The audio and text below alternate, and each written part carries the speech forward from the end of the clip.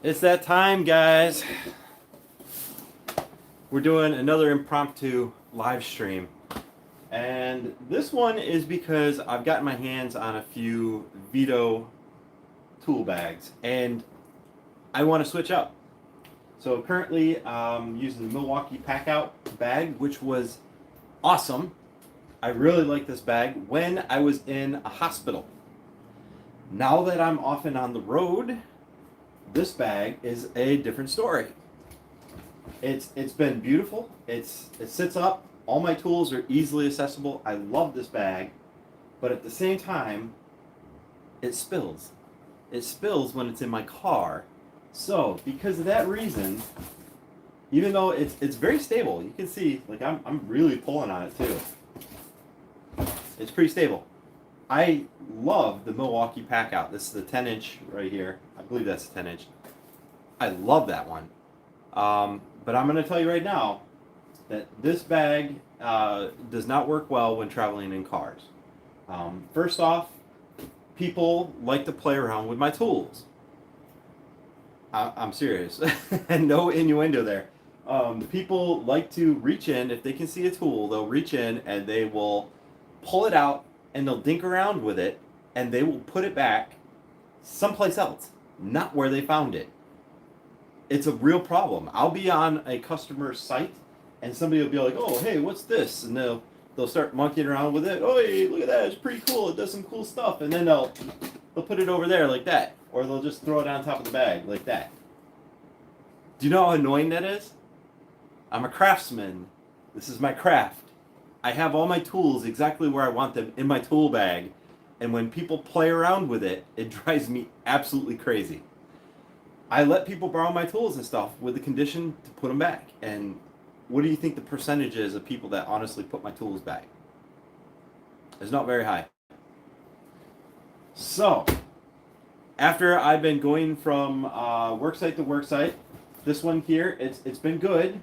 Don't get me wrong, but there's certain things that really do bug me. And one of the things is the fact that it can tip over in my car, which has happened a couple times.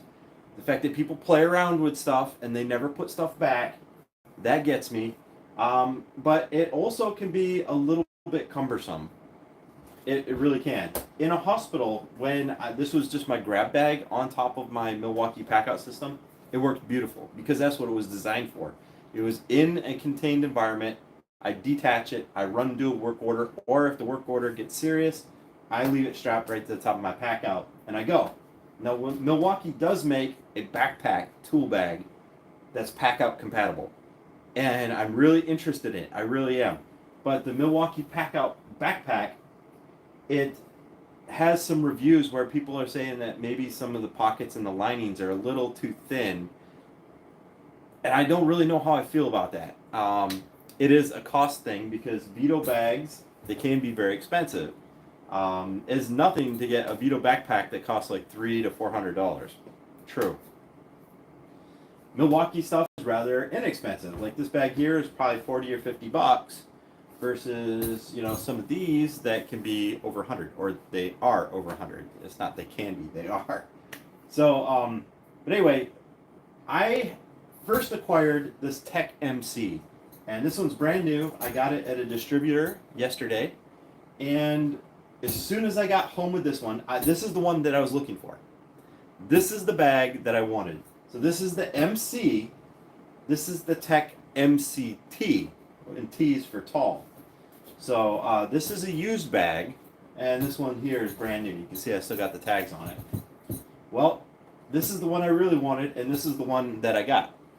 So I figured, why not? Let's just do a video where we go over the bags, we take a look at them, and I have yet to make up my mind which bag I really want.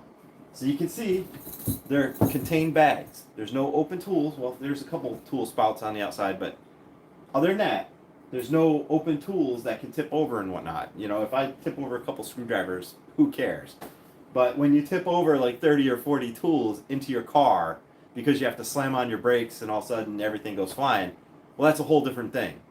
All right? And as far as like people never putting stuff back, I really don't think I'm going to have an issue with that. So, without further ado, let me go ahead and move this camera up so that you guys can get a better view of the Tech MCT and the Tech MC. This bag here I got on Facebook Marketplace just a couple hours ago. And so it is a used bag. It does have some signs of wear, but it's not like I'm not gonna put any. Actually, I take pretty darn good care of my stuff. This bag here I've now used for a couple of years, I think, and this bag almost looks brand new. You know, in hospital environments, it's very important to give the impression that like you're clean. All right, everything's about cleanliness. So when I went to pick this bag up as a used bag that I know somebody was actually using, I was a little bit worried about, whether or not it was all scuffed up and dirty, because if it's scuffed up and dirty, I can't use it in hospitals. It gives the impression, even though it's just aesthetic, it gives the impression that, it's dirty. We can't have that in hospitals. So, Tech MC, Tech MCT, my Milwaukee pack out. Let's go ahead and change this camera. Let's get in nice and close so I can show you, because I haven't made up my mind yet which bag I'm going to go with, and I haven't decided yet. I might give away one of these. I haven't decided yet. We'll see, because I'm only going to use one of them. So let me go ahead and move this out of the way. I'll prop the camera up over here so we can get a better view, and let's just do this, all right?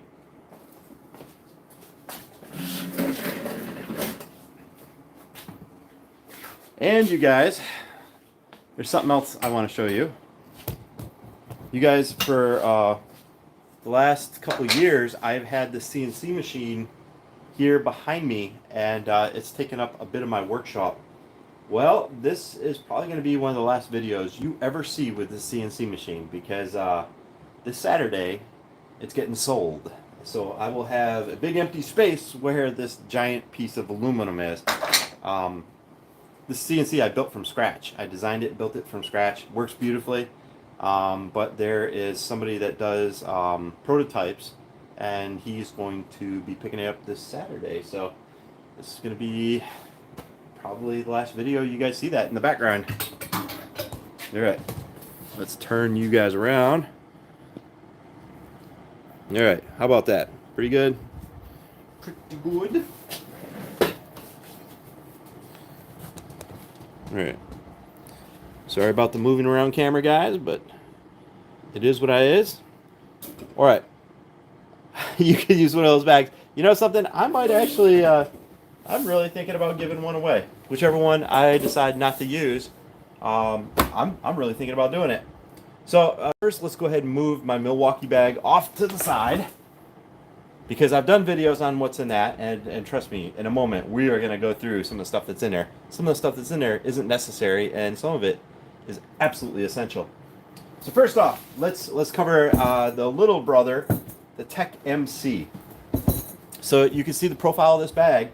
It's extremely heavy duty. So if you guys have ever heard of VETO bags, everything about these guys is completely overbuilt. They have a little tether right here, and this tether is normally what they put tape rolls on.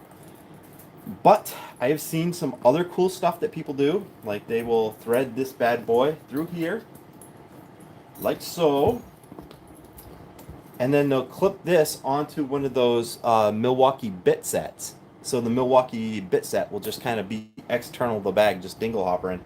But I see that as a really good option, and you're utilizing things you might not normally use. So this is a tether for tape normally. Electrical tape, or they use Teflon tape. It's got heavy duty D-rings right here. This is for the strap. Now, if I remember correctly, there is a version of this bag that is a backpack. And the backpack version, I wish I had one of those, although when it's this size, I think that's really just a cute type of thing. I don't know if this is practical as a backpack because it's so small. Although, a backpack is always nice when you're carrying stuff. If I'm carrying parts or something, gosh, it's such a bear. Like with this Milwaukee bag, putting it over my shoulder. Of course, this is an open bag, so I'm also conscious over the angle of the bag, because sometimes the bag is really tilted, and sometimes the stupid screwdrivers like to fall out. So this is going to be a change for that. It's these cute little pouches right here, and you can see that one's got a little something in it. Yep, there's another piece. Those are probably little strips to keep it dry in there. So what I was thinking about is in these little pouches right here, it would be ideal for like PM stickers or asset ID tags. I can't tell you how many times I've gotten on site and somebody asked me to check in a device that I wasn't expecting, and I didn't have asset IDs or PM tags. So this little pouch right here is perfect for something like that, to put your little asset ID tags in. Solid choice. We got some little D-rings right here for attaching things. And let's see. We've got a couple small pockets on the outside and a large pocket on this side. And a lot of people put things like these little precision screwdrivers in there. So they fit in there. I do use, just like on this bag, I do use these little flat blade precision screwdrivers. You use them for all sorts of stuff. So that is a good spot for that. And I also have these extensions. Like right here is a bit extension. That would be perfect for that spot right there. And that is a tight fit. That's beautiful. Because I use those all the time. I use bits all the time, guys. So that would be a perfect spot for those. Very tight fit. And if you lose it, it's only a couple bucks. Who cares, man? On the opposite side, we have a little pouch with some other tiny little pouches inside that pouch. And it appears that they are a little bit elastic. Again, maybe if you had like a roll of tape or something that you use kind of often. I wish there was a large pouch on the outside of this so that I could store my zip ties. Guys, I love zip ties. I do. There's some 3 little tiny pouches inside that pouch. I don't really know what I would use those for. Maybe for little bits like Phillips flat and maybe like a T25 or a T10. Those would all make sense to be in the outside of the bag. The handle is very heavy duty, and these are known for being some of the most comfortable handles that you can have. Look at that. It's curved naturally. It's got a little bit of grip on the outside. Heavy duty, dual layer, heavy denier strip that is got reinforced padding up here with rivets. I mean, this bag is built to last. That's the Tech MC. So here's one of the cool features about VETO bags, all right? The bag is designed to open like that. Notice that it's still standing. So even if it's fully loaded with tools, it will still be standing. It's a very stable bag, and that's how it's designed. So this is the side that's got the large pouches. These here are a very stretchy. It's a stretchy material on the inside. This is probably where I would put like my multimeter, some leads, maybe some bit kits up and in here. Or I'm going to get one of those Milwaukee bit drivers, the M12 little bit drivers. So instead of like some of these larger ones that I'm carrying around, I think I'm going to convert over to the Milwaukee M12. And there's some reasons behind that.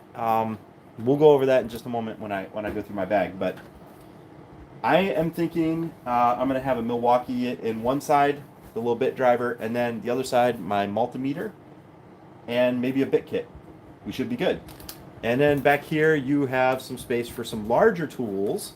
I'm not really sure what I'd put in there yet. We will see, obviously, when we go over the other bag.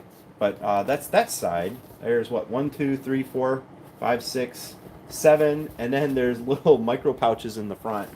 And there's also a little strap up here at the top. So you could put, again, things like asset ID tags or a strip of PM tags or something. You could easily put those up in there for a rainy day, because rainy days happen, guys. Rainy days happen. All right. So that is kind of cool. Let's see what else is going on up there. There is a weird little loop up in the top. Maybe I'll make use of that loop as well. But that is the large pouch side. So one of the other things I want to point out to you guys, and one of the reasons I went with this bag specifically, is notice the gauge of that zipper. That is what I'm talking about, guys. Many tool bags have zippers like this. All right. So this is it's a pretty heavy. This is what, a YKK zipper. Yeah, maybe not. Do you think Fluke would use YKK? But anyway, this is a medium duty zipper.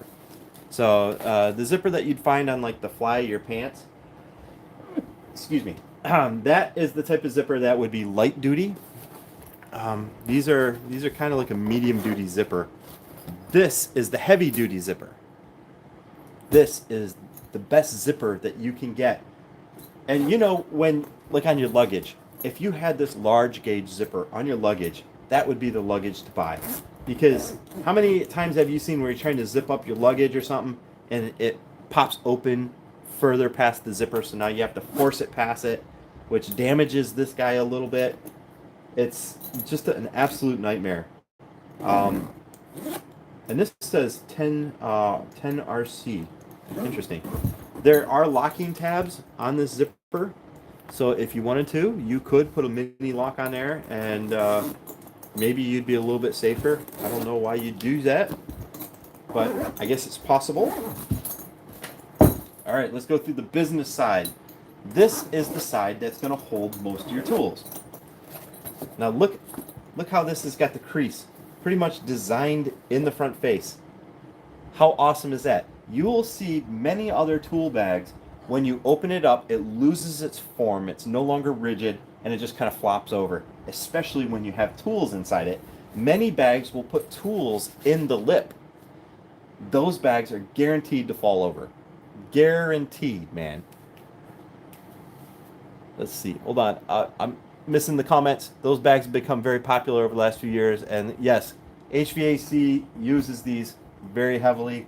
And that's because it's a heavy duty bag. I mean, think about HVAC. You're lugging your bag up into attics. You're outside. You're putting it on the ground all the time. You're dragging it often. I mean, that's one of the cool things about it being a smooth face bag. You can drag it through something if you really need to. Yeah, professionals use these bags, which also accounts for the price. These are, if not the most expensive tool bags that you can buy. But anyway, inside here we've got what, 4 large ports in the top, which I guess you could use for large drivers or something, wrenches. You've got some very deep pockets, very deep. I wasn't expecting that. I thought they were going to be tiered, like pocket, pocket, pocket. No, it goes all the way to the bottom. Yep. Every one of them goes all the way to the bottom. That's a relief. So you can put pliers, large pliers in here. And that's one of the reasons I'm going to go through this, is because I honestly think I can simplify my tool bag. Let's see, what else we got? Notice it's got a rigid back. It has like a frame inside these bags, which is different than any other bag that I've seen. It's got a little pouch up here, but behind it is that rigid spine of the bag, which that's what gives it its form. And that's why you can pick it up and the bag doesn't sag. You know, some bags you pick it up and they form like a pyramid where the handle is, puts extra stress on the handles. No, this one here is riveted. Nice rivets too. Really nice rivets. And it's riveted right to that spine. So very heavy duty, man. So let's see, we got 4 pouches, we got 2, and then there are inner pouches for micro drivers or precision screwdrivers. And I've got a couple smaller ones on the side. Those would be nice for maybe some long bits, like a T25 or something like that. Quick and easy access. If you guys do imaging equipment or something, there's sizes like T10, T25 that you use all the time. That would be a good spot for those. But yeah, guys, so that's pretty much it. I really dig that. Okay, so that is the Tech MC. Now, I have not looked at the Tech MCT yet. I literally just brought it in, put it down, and I set up the camera and I started rolling film because I like surprises, all right? Now, these bags do come with a very nice heavy-duty strap, all right? Some people have complained about the buckles, about they lose their springs. Well, I've got an older strap right here from one of these bags, and this one has been a little bit abused, and I can see how the spring would pop off. But for normal use, like the ones that are going to be in hospitals, you know, we generally take care of our equipment more than most other professionals. It's going to last. It's probably going to last you your entire lifetime. So this is a very heavy gauge, wide strap. I appreciate the wide strap. Look at the difference of the gauge here. This is my Milwaukee bag, and this is the strap that came with the Tech MC. One of the things I really like, this piece here does not move, all right? It is sewn onto the belt. You see that? It's got a little bit of rubber right here that keeps it from sliding. Let's take a look at my Milwaukee strap, because this is one of the things that it just always irritates the hell out of me on this Milwaukee bag. So take a look at their strap. It's just fed through, and it slides. It slides back and forth all the time. Oh, this just irritates the heck out of me. It's got some good clasp. You can see that, although this clasp here is probably not, yeah, this clasp, you can see how it's worn and it doesn't close all the way. But it's been a good bag, and I've definitely put it through some paces, and that's why it's really wore down. Take a look right there. You can see it's worn grooves into it. But the fact that this guy moves all the time just irritates the hell out of me.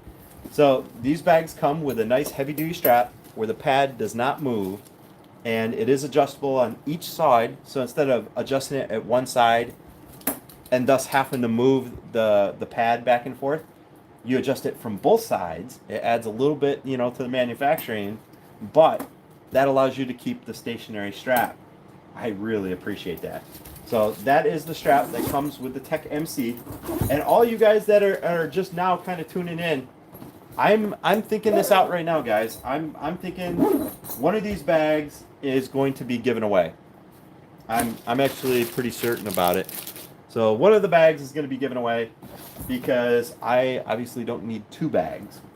So that's the VETO Pro Pack Tech Series Tech MC. Looks like a good bag. Now let's go to the one that I have not looked inside yet. There could be anything inside this bag because I have not opened it or anything since I bought it, which means I don't know. This could be somebody's party bag or something. I have no clue what could be inside it. There's some evidence that it's been worn. You can see the handle's a little bit worn. I'll obviously clean that off and wash it down. The external of the bag is very similar. So one of the things I didn't mention is it does have this retention plate for a okay. It's got a retention plate for a tape measure, but as other people have noticed, this plate, while it's really good, I can see why you would lose your tape measure. That being said, I'll probably still use it, but notice when you put your bag down, you're probably going to be chasing your tape measure. So a lot of guys talk about keeping their tape measure inside the bag because it'll just pop out. I could see that. Very heavy duty though. I don't know. It's also a bottle opener. That's what I'm gonna say because it looks like it's a bottle. I wish I had a beer. And you guys got a beer? Because I could really use one right now to test this bag out.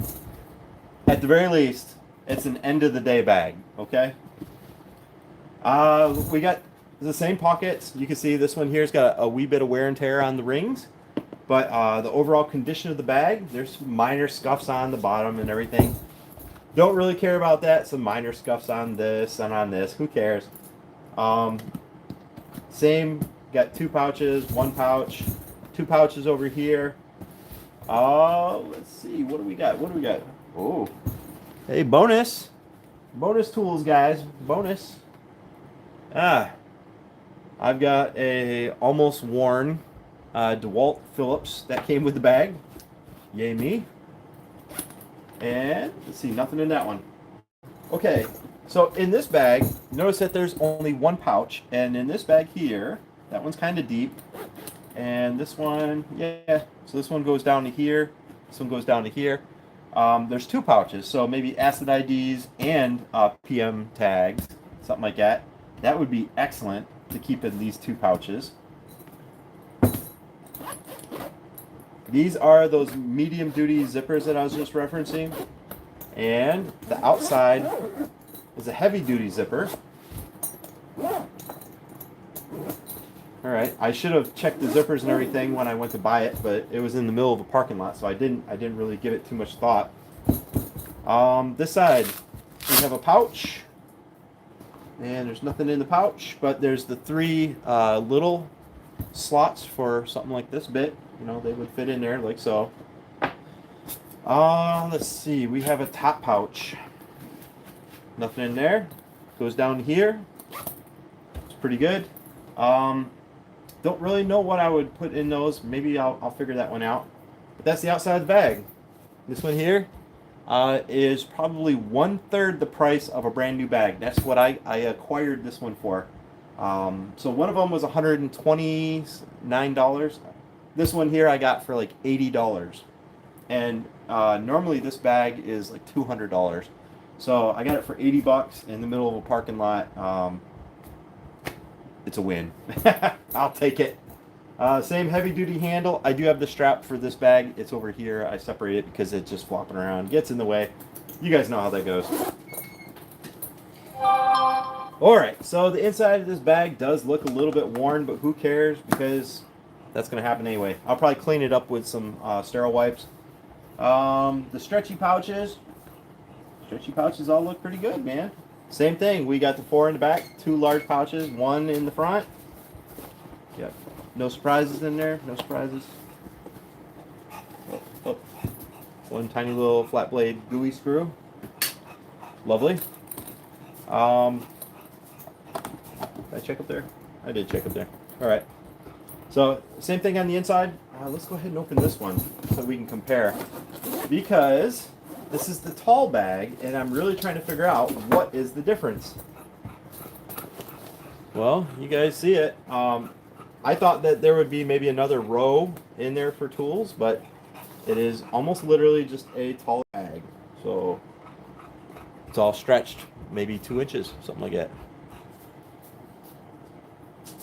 Oh, you guys. Thank you for watching. You guys are always entertaining, man. I'm going to try and pay attention to the comments. So that was that side. Let's go ahead and let's check out this side over here. Alright, there are a few war stains on there. What is going on here? Am I seeing this wrong? So this one's got large stretchy pouches on this side with the 4 large in the back. And this bag was different. So we got the large pouches here, but on the other side it was the business for tools. Yeah, see? No stretchy pouches. Those are all high denier. These bags here will probably not normally get dirty. I don't know about you guys, but I generally clean my tools before I put them back in the bag. There is nothing worse than people that don't clean or oil their tools. Nothing worse. There is some absolute disgusting stuff out there. And people that don't clean their tools, it just drives me crazy. Okay, never mind. So maybe it's because they were a little bit dirty that I didn't notice, but these are a heavy denier material, same as that one. I just didn't recognize it because it's taller, and because it's taller, you have this fun little pouch up here, and these little baby pouches. I don't know what you do. Maybe put some bits in them, something like that. I honestly don't know what I would do with some of those. But there they are. There's 4 little micro pouches at the top, 2 on the side, and the full assortment of mini pouches inside the bag. Yep, that's the main difference between these. So this one here, I was able to buy for $120 some, brand new. This one here, parking lot special. But oh, look at this! Oh, bonus tools. Yes. So, guys, look at this. I have an extension, and I've got a magnetizer along with it looks like a barely used Phillips. And I got this guy. They should have checked their tool bag. I got free tools. So yeah, that's the bags. And I'll tell you what. Let me go ahead and show you what's in this tool bag so I can figure out if I want one of these bags or not. Because honestly, I don't really see much of a difference between that bag and this bag. There's not. You can find these bags all day long, and this bag here is actually getting harder to find. I just don't understand what the difference is. You know, everybody wants the MCT, and I never seen a comparison. So here's your comparison, guys. I don't get it. I wish I could take this out and clean it, though. I can't really do that. But, all right. Let's go ahead and put these off to the side, and I'll show you what's my, my daily driver bag. And then you can figure out what's going to go in my new bag and what's not. Okay, so my new bag. Hold on. Straps. Okay. Free tools. All right. No. Okay, so first off, my tape measure. I always have tape measures. Come on, get back in the frame. There we go. All right. So I always have trinket kits, guys. And in here, I've got toothpicks. I've got a couple of syringes. I've got paper clips, because you never know when you need paper clips. I always keep micro switches, the long blade micro switch. Those are very common. I use those all the time. I've got some Velcro straps because sometimes you need to do cord management. I've got a couple ends to Welsh Allen NIBP. I know you guys have probably had to change out a few of those in your day. So I keep some of those in there. The bane of my existence. Some of the most important things I do keep are hypodermic needles, though. I've done a whole video on why you can use those. This little kit has saved me so many times, guys. So on this side, I've got fender washers. I've got a few fuses of, they're all 250 volt rated, but they're different amperages. I have some spade connectors, some crimp connectors. I have some O-rings, not very many, just a couple. Let's see. I have just a small assortment of metric and standard fasteners. You know, things that I've had to use before and probably will again someday. So there's that guy. I have went over this. This is probably one of my favorite things in my entire tool bag. All right, this is a Little Craftsman mini ratchet set, and this guy has saved my bacon so many days, guys. It's got metric and standard bits. I keep a adapter, so 1/4 inch hex to 1/4 inch socket, and obviously all the sockets are here. I have a standard 3-inch extension, very nice. And in here I've got a 1/4 inch hex to 1/4 inch standard length adapter. My little Miracle Craftsman ratchet. Now, guys, I'm thinking about doing a video on micro ratchets. This is a micro ratchet, right?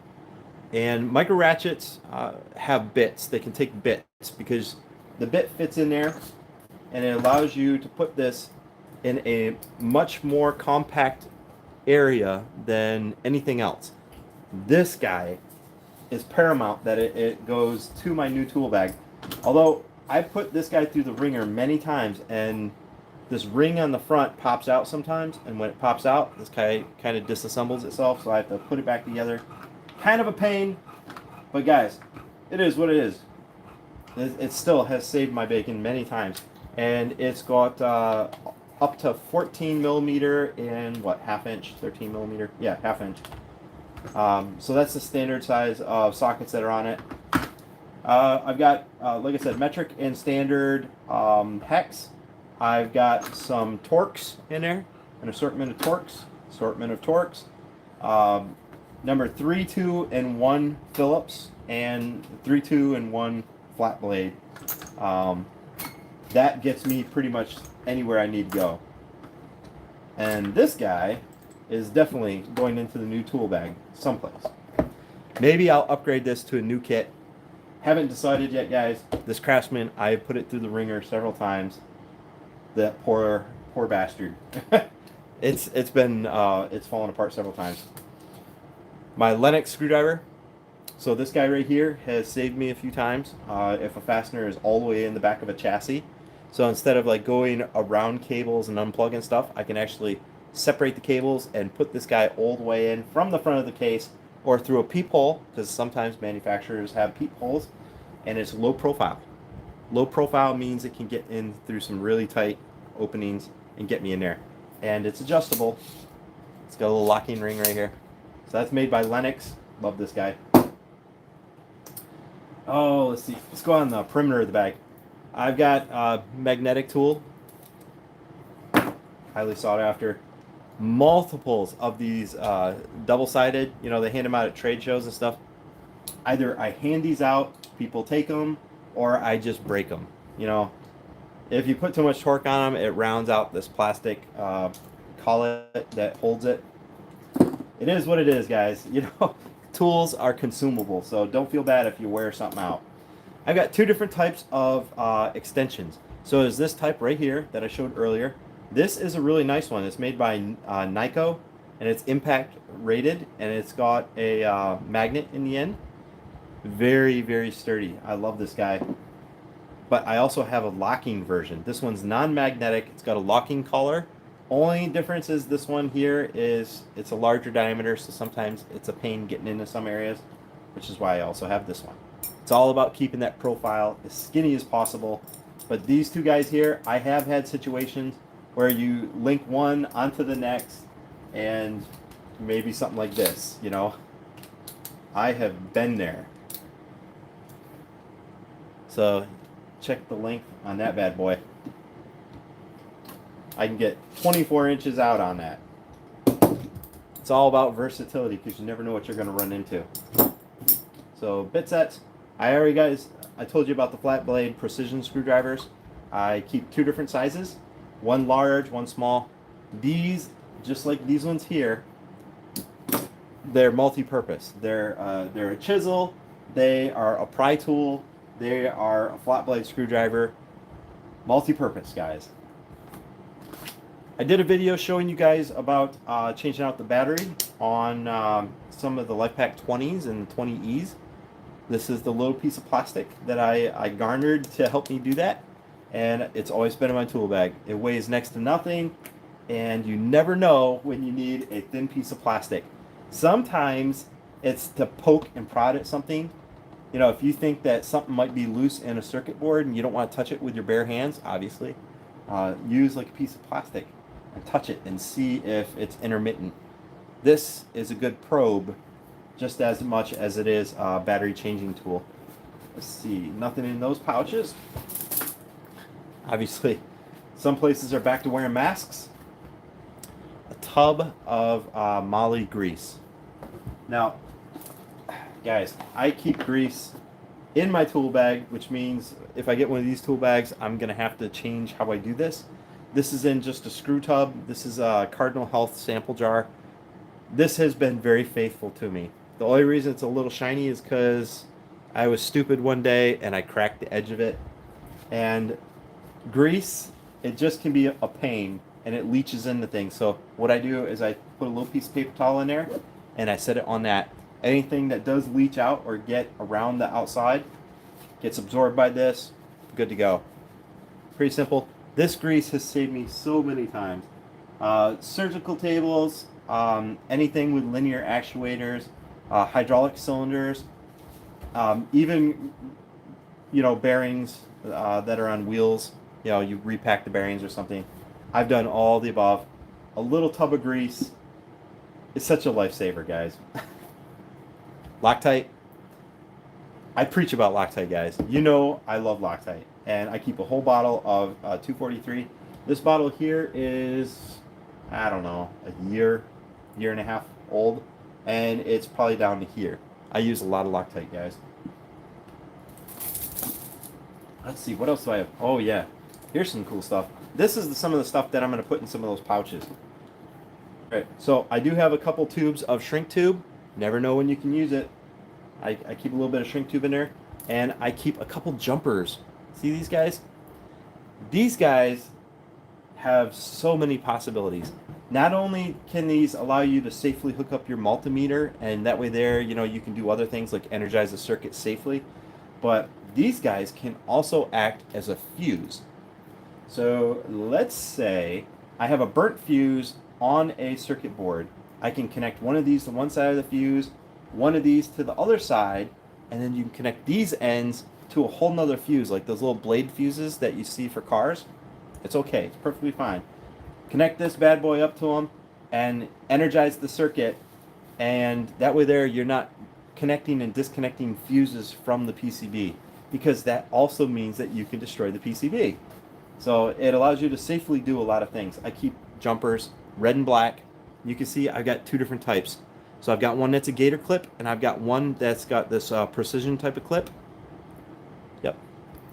The reason I have two of these is because gator clips don't work too good when you're connecting to things on a PCB.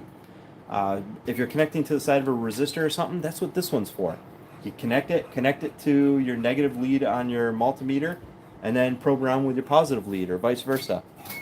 That's why I have two different types, and they're different colors, just to remind me of the polarity, all right? I did a whole video on these guys. You guys know I love my bits. I've got Torx, I've got SAE, and I've got metric on retention rings. So these guys have been pretty cool. They can be a little bit cumbersome because they're just flopping in the breeze, but very convenient. So if somebody says, hey, do you have any Torx, all I gotta do is unhook this guy and send it along with them and say, hey, make sure you bring them all back. These are all Milwaukee bits. I got the best of the best bits that you can get, and they're in these retention rings. Work perfectly. I've never lost a bit. These are awesome. They do add a wee bit of weight. Again, this bag, the whole concept is I'm going to have to try and lose some weight. So I might have to take those bits out of there. We'll see. We will see. Okay. So on one side, you can see I keep Velcro. You never know when you can use some Velcro, guys. This stuff here is strong enough to hold a power strip to the side of something like an anesthesia machine. This Velcro is awesome. It's going in my next bag. Maybe that's what will go in the little pouch at the top. Keeps it clean and keeps it out of the way. I keep an extra business card in there. This is for Phobie Now. If you guys didn't know, Phobie Now. It's an app that I designed and built to help you order parts and service easily for your equipment. I've got two different types of Sharpies, a fine point and a medium point.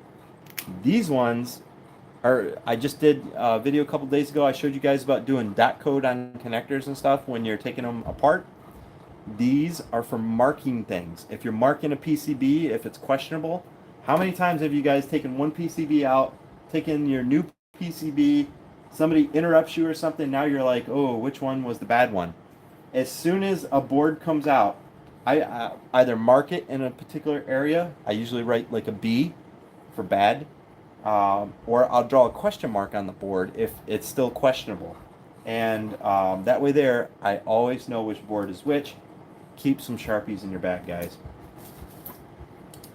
I keep an extra ballpoint pen. Doesn't need explaining. You can always use pens. I have some Cardinal Health wooden rod Q-tips. These things are very, very useful, either for cleaning like optics, or you can use these for like adding lubrication to hard to get parts. These things are awesome. I always keep those in my bag. And a few more Phobie Now cards because, I market what I do. Hearing protection. How cool is that? I keep hearing protection in my bag. I have another set that I keep on me, but just in case, because if I'm hammering on something or whatnot and somebody's with me, I keep an emergency set of hearing protection in my bag. It weighs next to nothing and it compresses down next to nothing, but they're invaluable. I've been in construction sites. I've been where airlines pop off and it's really high frequency air you know, it's extremely annoying. Not very safe to operate in those conditions. Hearing protection, guys. I might not be the most safe person in the world, but I do value my ears for sure. I don't know where this guy came from. I think this is one of those things that somebody put inside my bag. And there goes a bit. Anyway, this is a dual-sided screwdriver. Not practical. It's very heavy. This is not going in my new tool bag, all right? So it seems like a good idea. It's a good idea for a drawer or something. It's a good idea to have up here on the wall. That's fine. But this thing right here is heavy for what it is. I've got a better alternative, guys. I'll show you that in a moment. Not really sure if this guy's going to follow me. Oh, of course it's stuck. So this driver has been with me for a long time. It's been with me for like 10 or so years, and it's all wore off because I've used it so many times. So it's got a little button. You press the button. So I've got small Torx. I've got 1 and 0 Phillips. I've got 1 and 0 flat blade. I've got a couple extra 0 Phillips. A couple extra of the smaller Torx. This guy has saved me many times. It is a ratcheting screwdriver. Not the best quality, but I've used it for years. See that? And this is one of those things where it's not very intrusive. I can just kind of sit it in the corner of my bag. It's out of the way.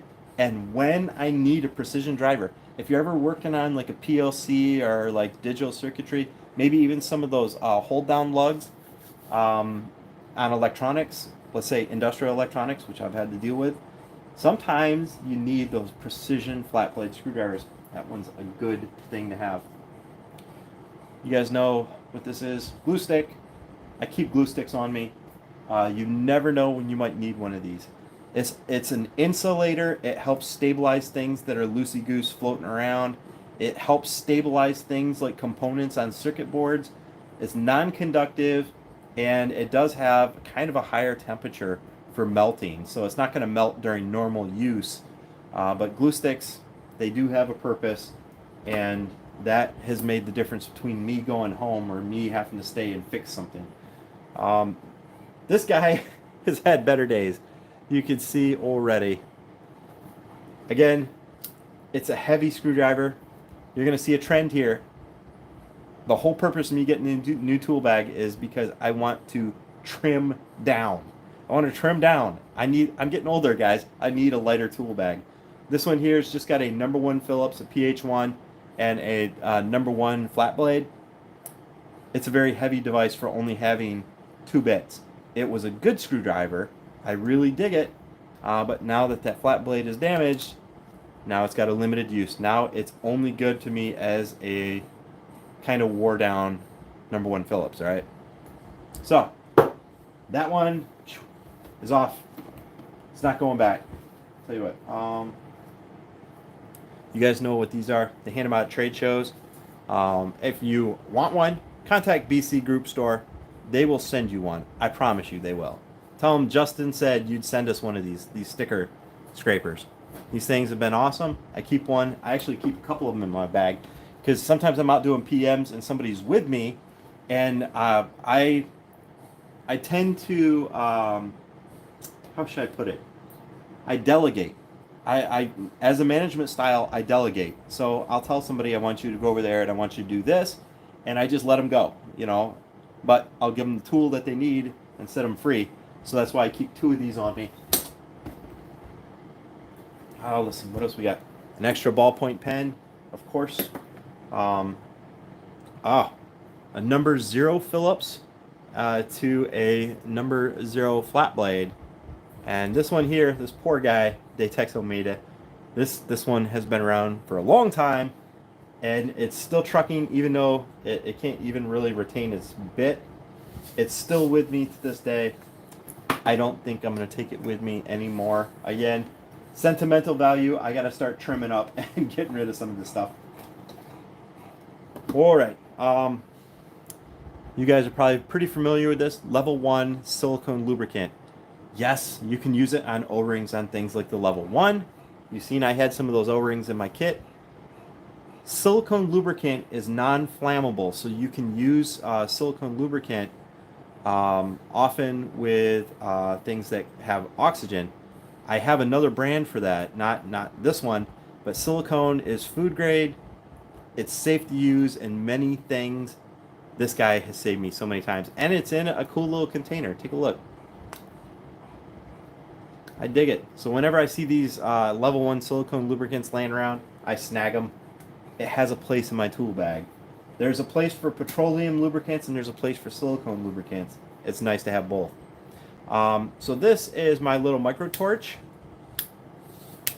I don't even think the camera's going to pick it up.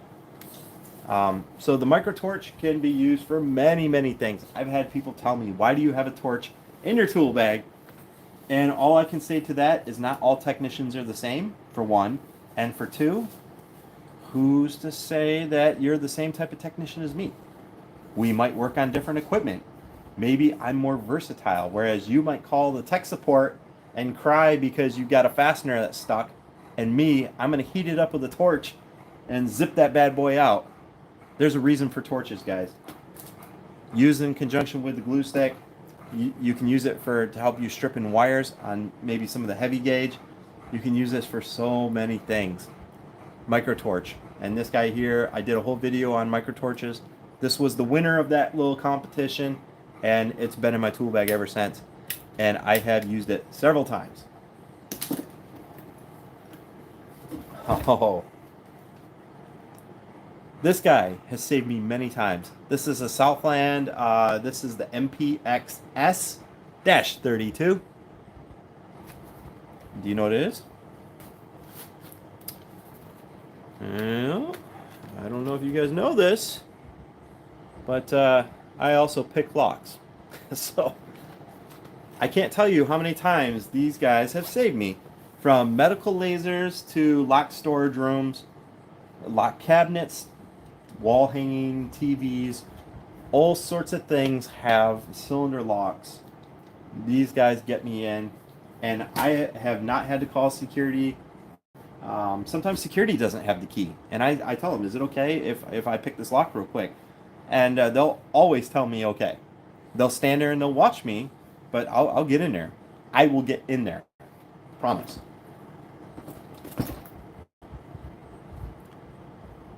Poly brush. This is a stiff bristled brush used for cleaning. This guy is wonderful. Notice I keep it ready. I clean a lot of stuff, guys. Clean fans. Poly brush is safe to use if you're cleaning some PCBs. Although this one here is a stiff brush. I wouldn't really clean anything on a PCB except for maybe the contacts. To which I'll use 100% rubbing alcohol and use this guy to clean those contacts.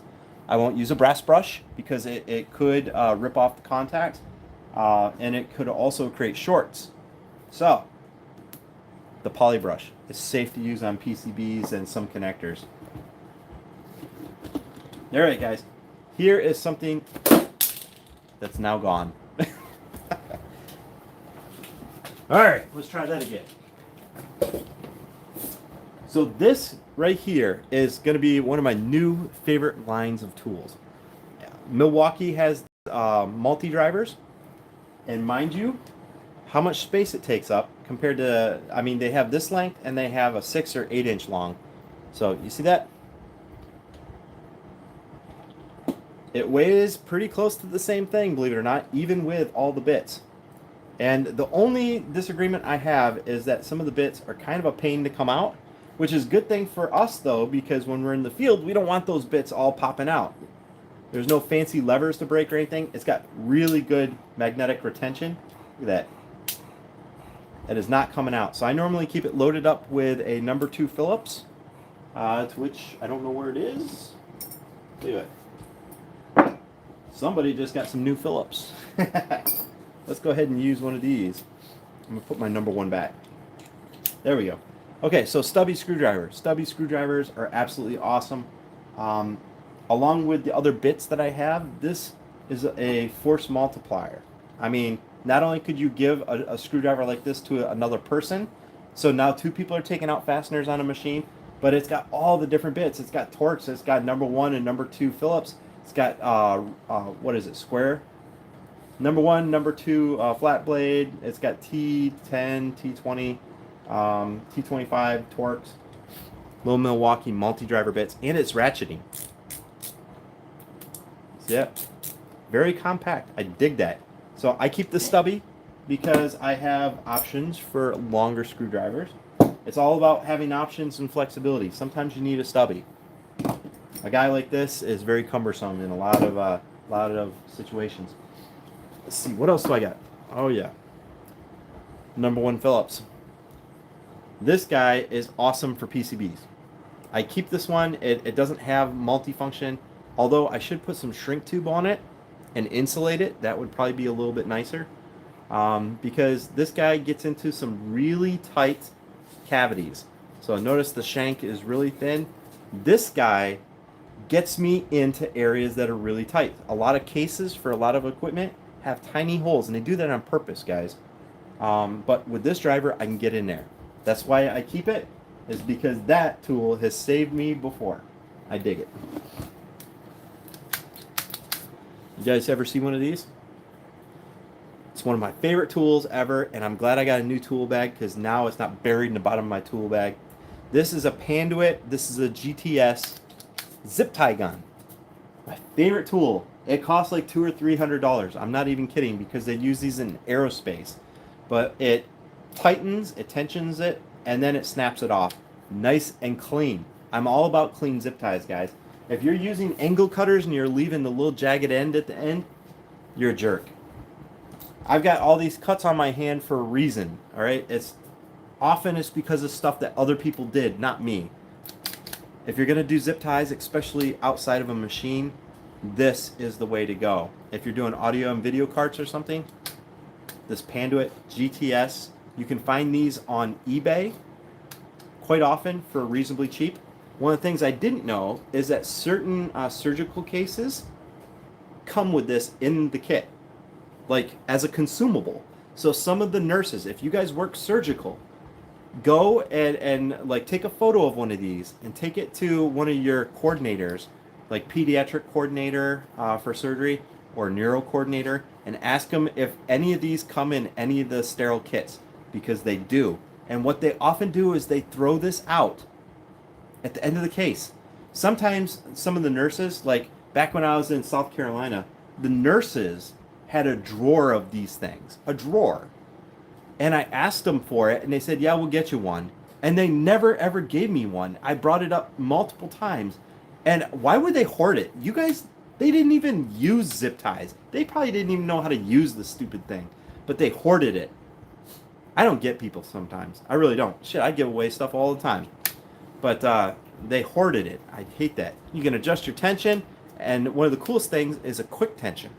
So if you're using small zip ties to the medium weight zip ties, you can quickly pop between them without having to rotate the tensioner, all right?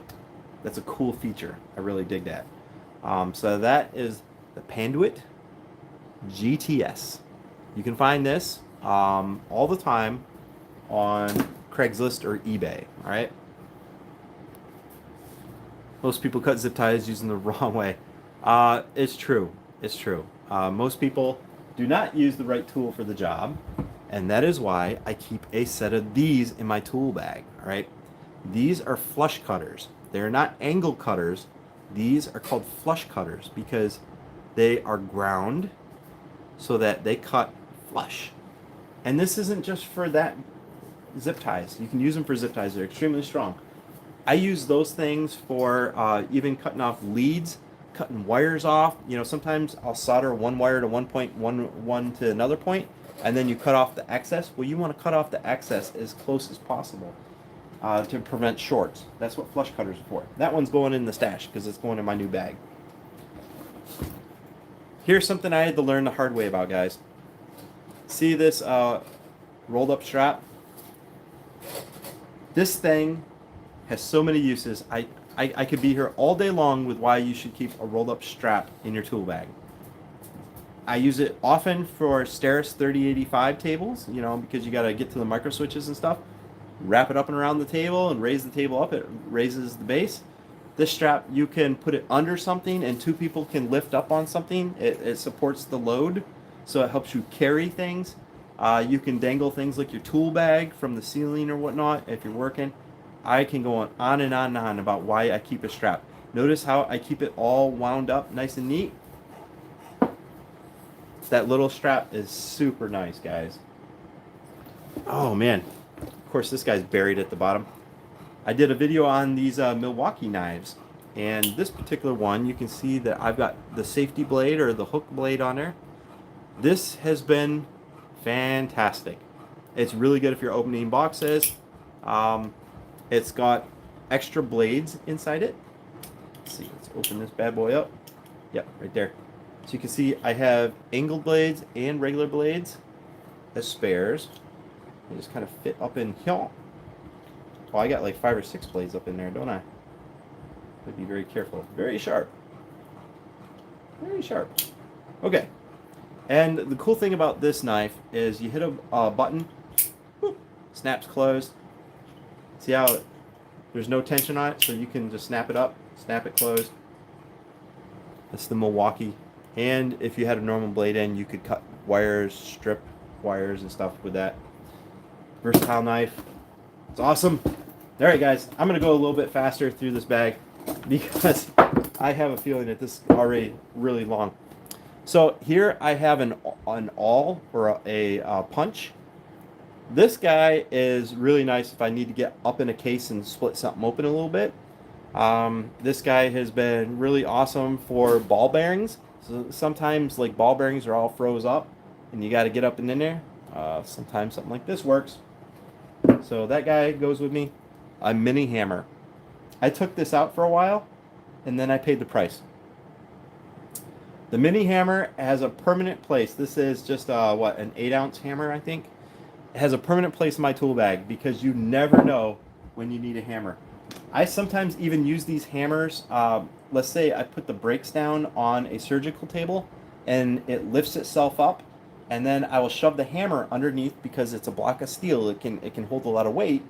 And this hammer, I'll then lower the brakes, or I'll rather raise the brakes, so that puts all the weight of the table off the casters now on my hammer. So now I can, if I need to grease the caster wheels, or if I need to check them, inspect them, or whatever, that's how I do it, is I lower it on the hammer while it's laying down. This hammer also is the perfect length. Let's say on the Steris 3085 table, we've all seen where they crash the table and it's a little bit crooked. There's a support bracket at the very top. Well, if you tilt the table and you stick this guy up there on the bracket and then you tilt it down, this guy will force it up. All right. So I use this also as a tool. That's why the end is a little bit damaged, is because I will either tilt the table or I'll lower the table down. If the shrouds are lower on one side, I'll stick the shroud right here and this on the base. I'll lower the table down and this pushes up on the shroud and it straightens it out. This little hammer's got so many uses, guys. It's staying in the bag. The Nipex, this is the large Nipex. It goes up to 2-inch. These guys are fantastic. Staying in the tool bag. Love it. My favorite set of angle cutters ever. This is the Exolite. Let's see, they're so hard to find too. This is GA541, I think. But anyway, look at the profile of these cutters. These cutters are some of the strongest. You can tell they're really old. I use them for crimping sometimes. I use them for smashing sometimes. These guys are my go-to pliers. I beat the hell out of them and they keep going. Let's see, what else do I got? What else do I got? Oh yeah, I got more pouches, more ballpoint pens. Again, you never know. I have, what, battery change stickers. Sorry guys, the dog is over here. Battery change stickers. This is one more of those stickers that we, could always use. So you see I got that floating around this pocket. The chicken stick. Guys, I've talked about chicken sticks several times before. This is a voltage detector. I recommend everybody keep one of these guys around. You can see that. It's detecting voltage. It's a quick and easy and safe way to figure out if a circuit is live. You see how it's flashing? Indicates that the circuit is live and that it's on. See that?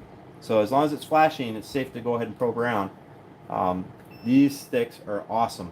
I always have that in my tool bag, guaranteed. I got some internal, external snap ring pliers. Staying in the tool bag. Love these things. I think I have some extra bits for them. Maybe those can go in some of the cute little pouches. This large brush. I use this large brush all the time. I use it for cleaning things. You can see I have beat the heck out of it over the years. And this guy is going in my tool bag. It's usually external tool bag, like in one of the side pouches. And that is because I clean stuff so often. You got fans, you name it. And this brush is probably 15 or so years old. So you can see how the bristles have been, you know, they've had better days. But I love that brush. I really do. And again, the tapered shaft, you can see how it's kind of beat up and everything. Every tool has multiple purposes. Sometimes if you split a case open and you need to like keep going around the case, I'll shove the brush in there because it's tapered and it helps force it open while you continue breaking the seal around the rest of the case. This brush has had a rough life. Still staying in the bag though. Different types of hemostats. So you guys know that these things have so many purposes. If you're soldering, holding wires up or whatnot, even like holding something that's really hot to a circuit board, these are so nice. I use them for all sorts of things. Couldn't even tell you all the uses. These utility shears I have not been so happy with. I wanted to just cut simple things with them, and the first time I used them, I think they grooved even though they're considered like a utility shear, heavy duty. Yeah, see how it wants to like fold it over? Not a fan of those. I thought they were going to be fantastic. I think I even did a video on them. I am not a fan at this moment because the first time I used them, I think I was cutting a wire and it put a little groove in the scissor, and ever since then they've never made it up correctly. I did a whole video on this guy. This is the lithium Craftsman power screwdriver. Here is my dilemma. I really dig this guy. It's been a very reliable screwdriver, but it uses a USB mini, and almost everything I have now uses the USB-C. That just upsets me that it's USB mini. If it was USB-C, this little 4-volt guy, it would be able to charge faster, and it would be much more durable than what it currently is. But nonetheless, you can see this has been an awesome screwdriver. It's got a gyro in there. So you depress the button and you use the gyro. Maybe I'll keep this in my tool bag, but I really am thinking about getting the Milwaukee M12 as my driver. So I don't know. We'll see. It seems like the Milwaukee M12 is more versatile than this. I did a video on this flashlight. This has been a good flashlight. I think it's magnetic. Yes, it is. This has been an awesome flashlight. Different brightness. Press and hold off. It's got the swivel head, which has been fantastic. And the reason that this guy is always going to be with me is because it's durable and because it uses the 18650 cells. The 18650 cells are the most versatile lithium cells you can buy. You can keep extra cells on you. So one flashlight, you can have multiple batteries, whereas most flashlights, you have integrated charging, and that's it. When it runs out, it runs out. This guy here, I can keep extra lithium cells on me, so if anything happens, I can just swap out the cell real quick, just like you would with a AA or AAA battery, and press on. But the thing is, with lithium, these guys last forever. They last forever. So it's got USB charging. I think this one also uses USB mini. Yeah, it does. So what I'm going to get is an 18650 charger and extra 18650 cells, and I am no longer going to charge it from the flashlight. But that flashlight is tough as nails. It's going to stay with me. I don't know what that is. All right. So I have standard and metric Allens. And these are obviously a staple of our industry. Allens are always going to be there. I'm always going to have these. You can apply a huge amount of torque to these. Allens are just part of what we do. Now notice these are not the ball-tipped Allens. Okay? These are the straight Allens that have a slight chamfer at the edge. But other than that, these are the Allens to keep in your tool bag. If you have the Allens that are curved, the ball end Allens, get those out of your tool bag.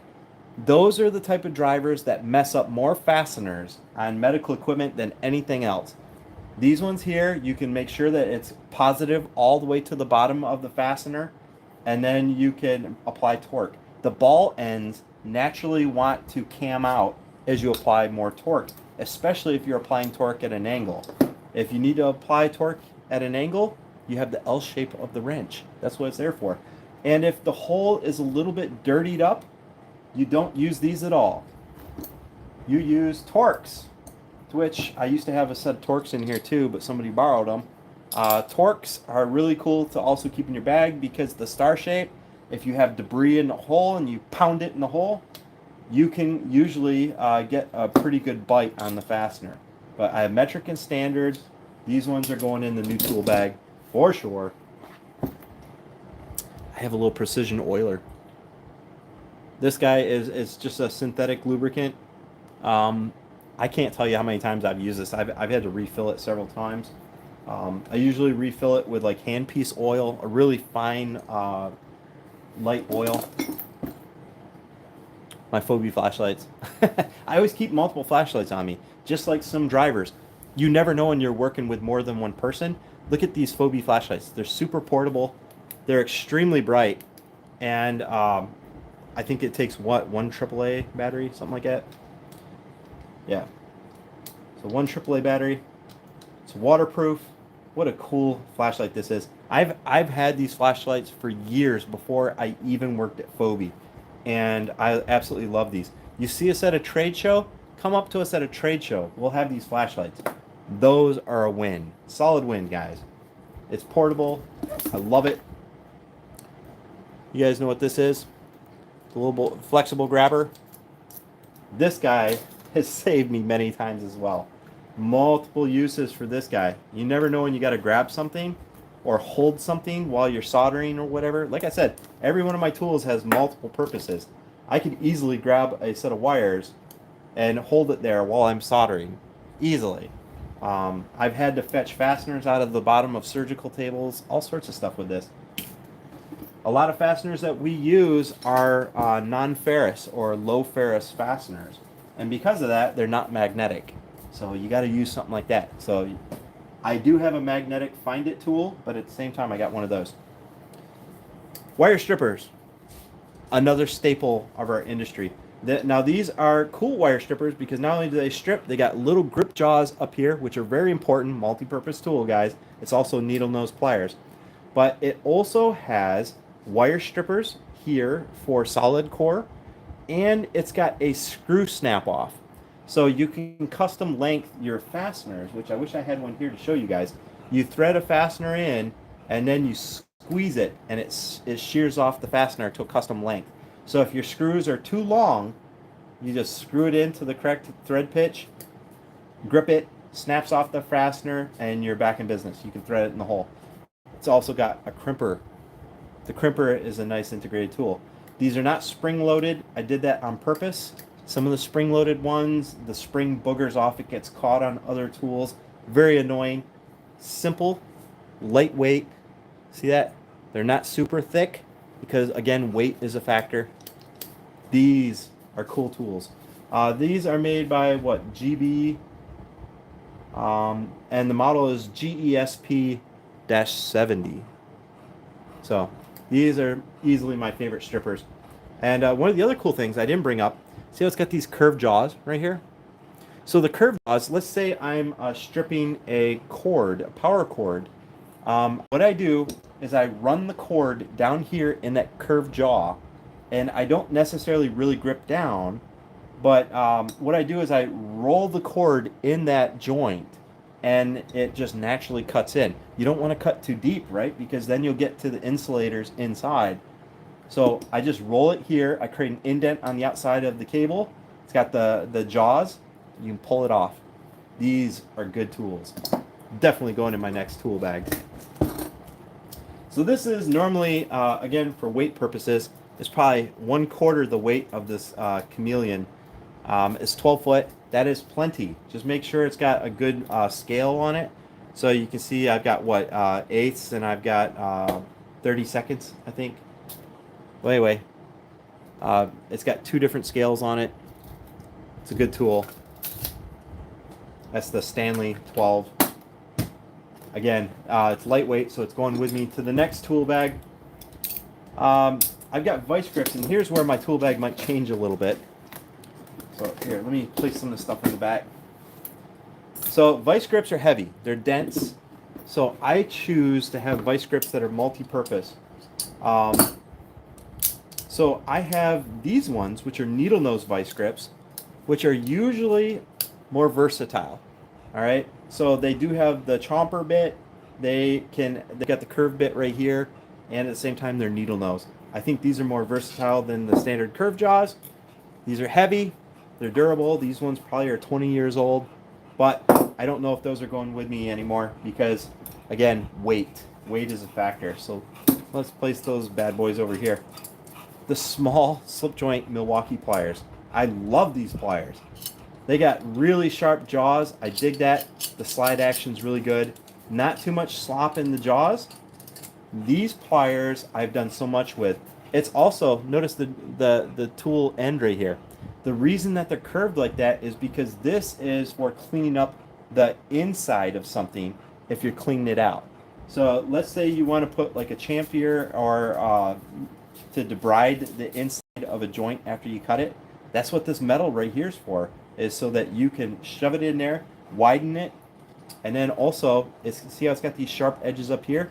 Those sharp edges, they're all intended tools to help clean up things like pipe joints. So a little bit of FYI. Nice rubber grips. I have beat the hell out of these, and look, they're still fully functional. These are the most versatile tool in this bag, I swear. The slip joint pliers. And now some of the niceties. An extra set of Allens. Not going in the new bag. Extra weight, guys. Standard number 2 Phillips. This one has been awesome. It's an old school Craftsman. I have used the hell out of this, and the point is still fantastic. This number 2 is definitely going with me because often if I have multiple fasteners to pull out, I'll give this driver to somebody else, or since it normally sits up high in my bag like that, I can grab it. I know just based on the handle what it is. I'm good to go. And also the bits do not work. You can see the shank diameter difference. The 1/4 inch hex is a bigger diameter, and it often tears up plastic cases. That's why you always want to keep some of these slender shank Phillips. I have a number 1 right here, and I've got the number 2. Definitely going in the new tool bag. Speed bit set. I'm not really sure if I'm going to put this one in the new bag. I have never had to use this, but it's one of those insurance policies. If you ever do, whatever weight this thing is, that there could probably save the day. So one side is the drill, and the other side is the screw remover. So you put this in your drill or your driver, and you ream it with one side, and then you flip it over, and then you hit it with the extractor on reverse, and it's called the speed out. You can see right there, that's the drill side, and you flip it over, and it's got reverse thread helix on there so that it can grab it and pull it out. But that's the speed out, and I keep it in my bag because rainy days happen, you know. So who knows, just in case. Oh man, this guy has been with me for 15 years, I think. It's a reversible Craftsman flat micro ratchet. Not much I can say about this guy. This guy has been with me for a long time. You can tell by the wear. I've just beat the hell out of it. This one is actually better built than this Craftsman right here. This Craftsman right here has fallen apart. Of course, I've torqued the hell out of it, but that's okay. This guy here, I've stuck things like pipes on it. You never know, man. And also, see how it's got this flat piece? That's why it's also worn out. Let's say I've got a Phillips head that is, it's kind of stripped out. Or let's say it's an Allen and it wants to cam out. So what I'm going to do is I'm going to put the Phillips on here and I'm going to hold this and I'm going to start breaking it loose while somebody or me is tapping the back of it with that micro hammer. Tapping it not only jars the fastener and wants it to break loose, but at the same time, it's adding downward force into the socket. And that breaks things loose. And so that's why it's got the nice smooth head that is slightly worn out. Because sometimes a little tap, tap, tap while you're adding force breaks fasteners loose. It's a wonderful little ratchet. I'm proud to have it in my tool bag. And let's see. I got two more things in this tool bag, guys. The Nipex, the mini Nipex.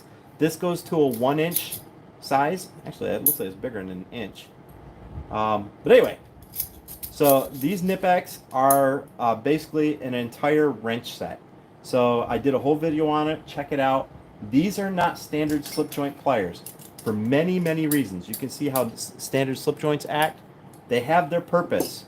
These have a whole separate purpose. These act more like a open-ended wrench, a very, very strong open-ended wrench. That's the mini Nipex.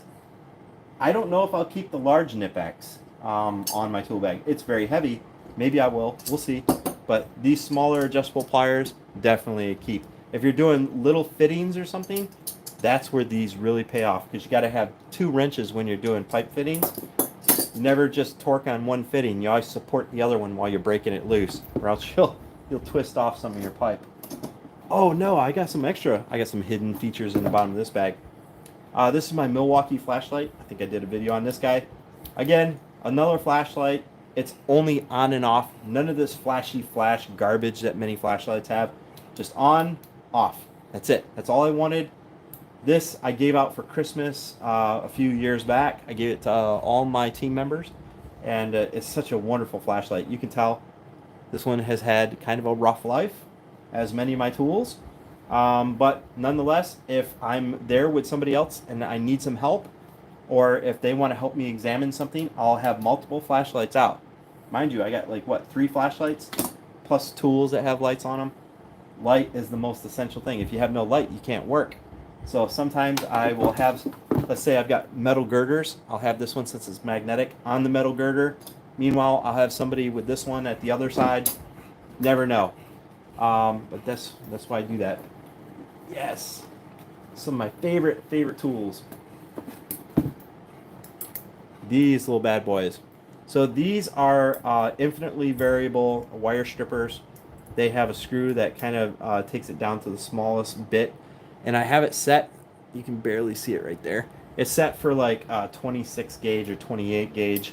But these ones give me a more tactile feel when it comes to stripping wires. So sometimes also, let's say I have a thick diameter cable. Let's say I have a thick diameter cable. I clip this guy off and I want to strip the wire back. I will take these and I will walk down the side of the cable. That way there I'm not damaging the inside insulators. Walk down the cable, peel it back, peel it down, and then cut around. And now I just instantly strip back a large diameter cable. Those can be such a pain, but that's the safest way to do it with these ones. So that's one of the reasons they're on here.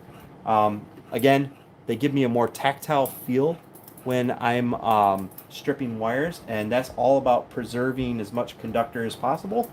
So that's these guys. These ones are Diamond Exolite Model 100, and these are definitely going in my next tool bag. And I think I'm down to what, my last tool? My last tool, and then a feature. So you see this dingle hopper right here. I said in another video why I keep these. This is for when I'm taking a piece of equipment apart I'll put the fasteners down inside here, and let's say I have to leave the scene for whatever reason. I can leave my fasteners inside the machine while it's locked out, obviously, but that way there the fasteners stay there, because you never know if something's going to happen and you're not going to be the next one to service that device the next day. I can say it's inside the machine, there's all the fasteners, go to it. So it's a little it's what would you call this, a specimen container. You see these all the time in hospitals. I keep 1 to 2 of them because they're awesome. My last tool for the day, guys, this one is such a win. This is an old school tool. It's made by what? Beneral, Beneral. Well, it's a 90-degree point and a very sharp point at this side. This tool has been awesome. It's not only good at scraping things, but you can things. Sometimes you can pierce holes in something because it's very sharp. I have so many uses for this tool, and it is always going to be in my toolkit. If I'm soldering, sometimes I will use this guy or this guy to dip a little bit of flux, and this will apply flux where I need it. It's metal, so it's really easy to clean, and it's stainless steel, so it will not corrode. That is a wonderful tool. And guys, I do believe that is it for this tool bag. So that is going to go in one of those tool bags over there, and I've got to figure that out. Obviously, I'm not going to do that tonight because, God, that would take forever. I might do another video. The things that are not coming with me, the ball-ended Allens, I don't even know why those are in my bag. The broken 1 and 0 Phillips. This very heavy set of vice grips. It's been a good run, but it's too much weight. And the vice vice. It says titanium coated utility shears. Not going in them. Anyway, what do you think, guys? That's a lot, I know. So there you go. Oh, hold on. I've got to go through the comments. You guys, here, let me just back this up. Oh, so Matt says part source 2-in-1 screwdrivers. Yeah. Well, I use a lot of those 2-in-1 screwdrivers. Scotty peelers are metal. Metal damages equipment. I can't tell you how many pieces of medical equipment I've seen that have scratch cases. Scratched all to shit because people in the Scotty peelers. It's one thing if you keep the blade nice and clean and undamaged, but the Scotty peelers, just nobody keeps them clean. I've like borrowed Scotty peelers from other people, and anytime you use metal on plastic, you're going to damage something. It's going to happen, and usually people cover up the damage with a new sticker, but seriously, this is somebody's property, and I choose not to do that. So just a little hint of orange oil and one of those plastic peelers, and they come right off, man. Easy cheesy, guys. Those voltage sticks also detect 5-volt DC from small switching power supplies. You know something? There are 2 different voltage sticks, guys. And notice right here on the end, see how mine says 20 volts AC? Let's see, where's the other one? Okay, let's see. I know I've got 2 different models here. Okay. Well, I've got 2 of the same exact one because I thought they were so cool. I got the same ones. So these ones are sensitive to 20 to 90 volts AC. So they're more sensitive than a traditional chicken stick. And because of that, I don't have to get right next to the circuit. See how that? I'm just proximal to it. I don't have to physically touch it, and it's alarming. That can be really good, especially with some switching power supplies. When I'm troubleshooting a power supply, I can use the chicken stick, come in one side, go to the other side. If it glows red, I don't even have to go very much further, all right? So I actually have 2 of them. Normal range is like 60 volts to like 150 volts or something like that is the normal range. I got the super sensitive ones. They are a different model. This is the Volt Alert 1 LAC, Jet 1 LAC-A2. Boop, boop. So these are the ones I keep because they're more versatile for me as a technician. Most of the stuff we work on is low voltage AC. A 20 volt chicken stick works way better for medical equipment than a 120 volt chicken stick that electricians use. Because we often are dealing with things like step down transformers, and it's way easier to just poke one of these guys in there and see if your transformer's got output. Easy cheesy, guys. So anyway, guys, I think I have bored you all long enough. Let's see. Maybe a weight of a tool bag. You know something? I think you might be right. I think I should maybe do a weight. But these bags are extremely similar. I thought there was going to be a bigger difference inside other than that one line of mini pockets. So I don't know which bag I'm going to keep, and I don't know which one I'm going to get rid of. I might start putting my tools in the little bag and just see how they fit. And if they don't fit, then that's fine. I'll move up to the larger bag. But I think one of the bags I'm going to give away. Stay tuned for that, guys. It's probably going to happen because I have no use for 2 tool bags. There ain't no way. If anything, I am going to be further from repairing stuff every single day. Do I still carry the Leathermans? That's an excellent question.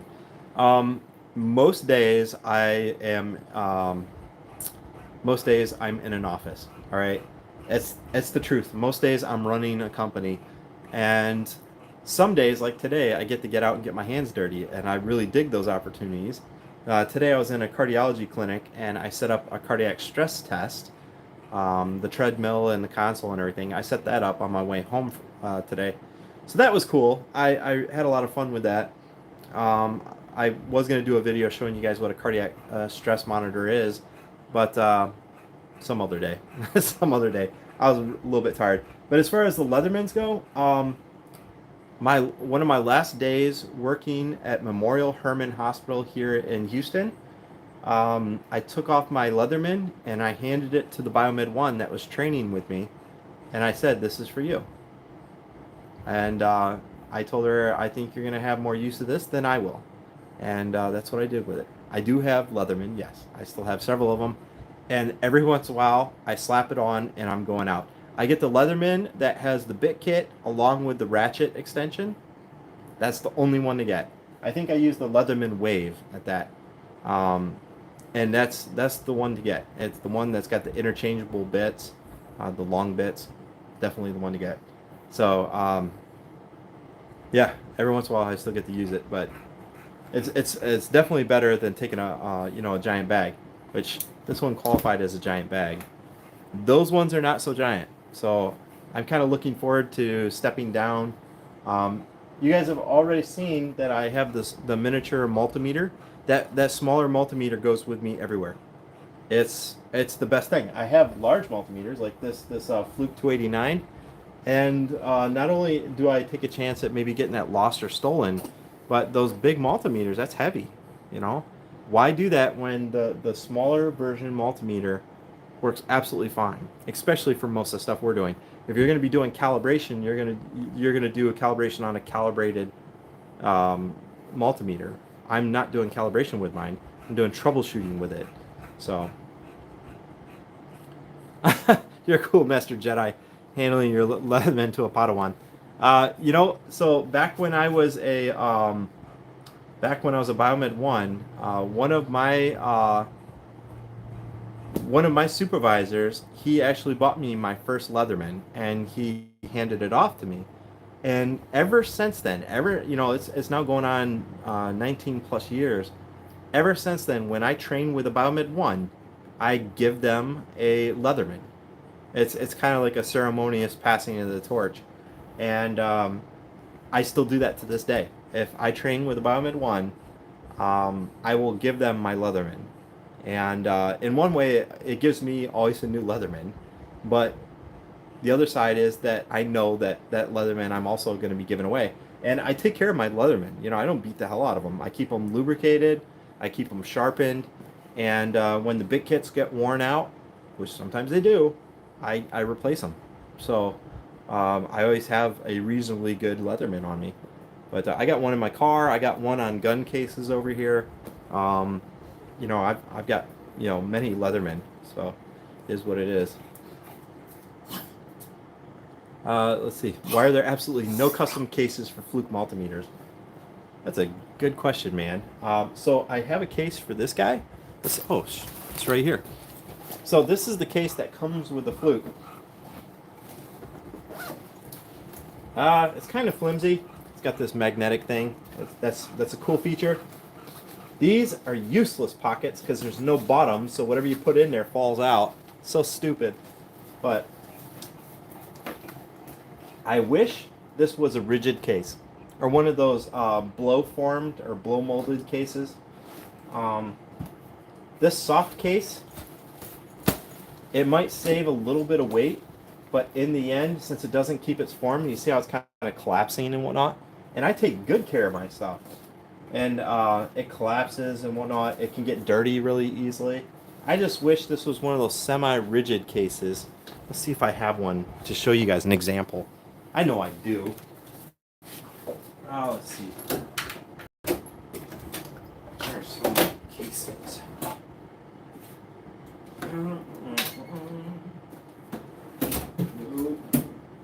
Nope. Huh.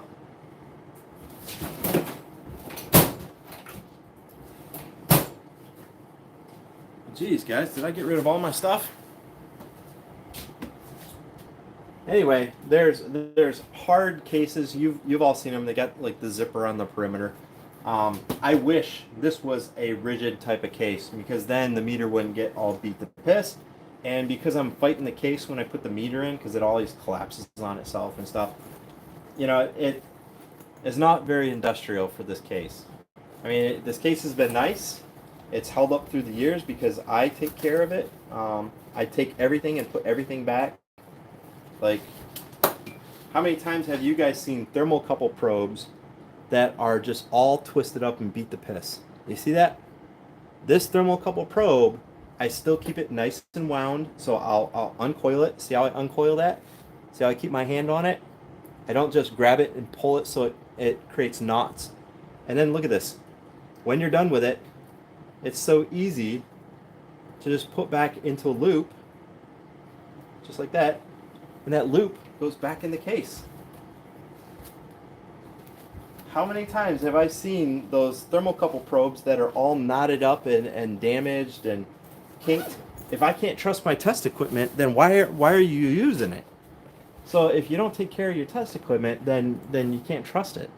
I like trusting my equipment. So, but anyway, that Fluke case right there, it does the job, but I wish it was a more rigid type of case. You can, you can take the yellow piece off to reveal a basic looking meter. On this guy? Yeah, absolutely. But that is my bump guard. Actually, on this one here, the yellow case does not come off. All right.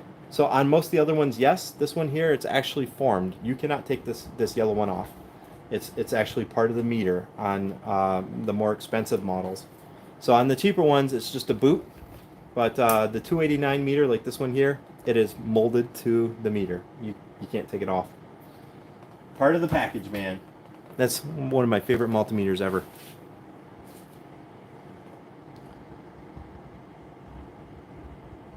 You can make those silicone covers yourself.